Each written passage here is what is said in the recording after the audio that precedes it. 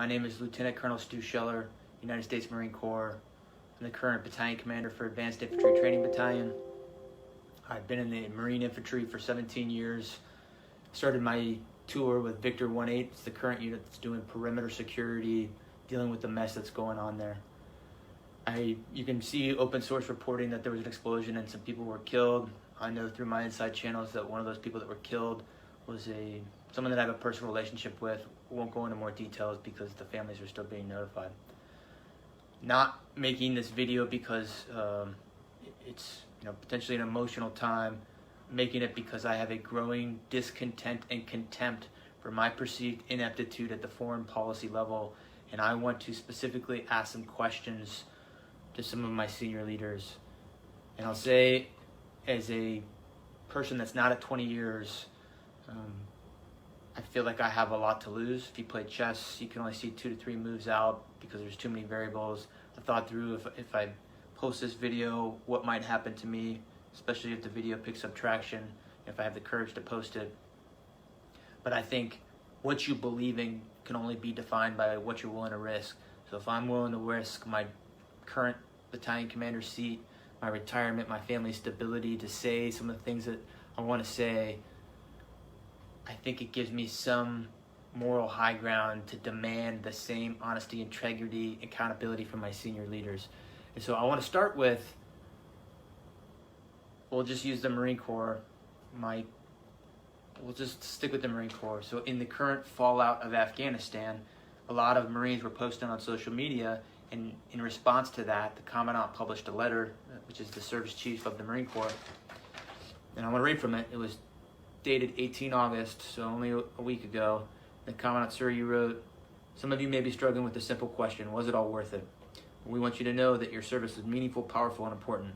You fought for the Marine to your left and the Marine to your right. You never let them down." And then you go on to say that, if we're struggling, we should seek counseling, which, I get it. People have killed people.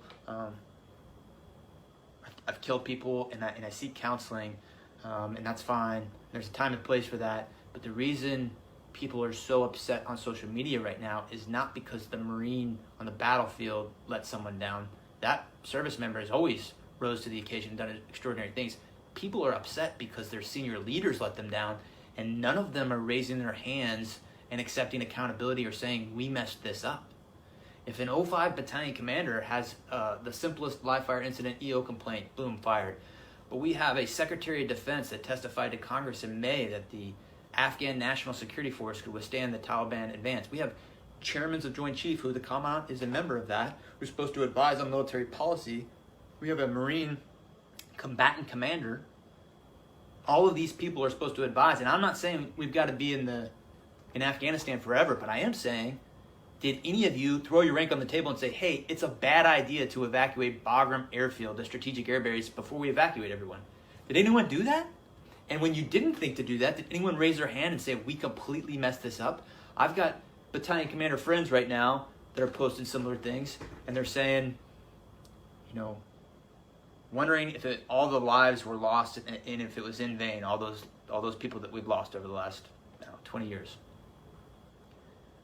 And he goes on to say that we're all part of a chain. While every link may not be tested, the strength of the chain is only as strong as each link, and you got to be, good link, something like that. And what I'll say is, from my position, potentially all those people did die in vain if we don't have senior leaders that own up and raise their hand and say, we did not do this well in the end.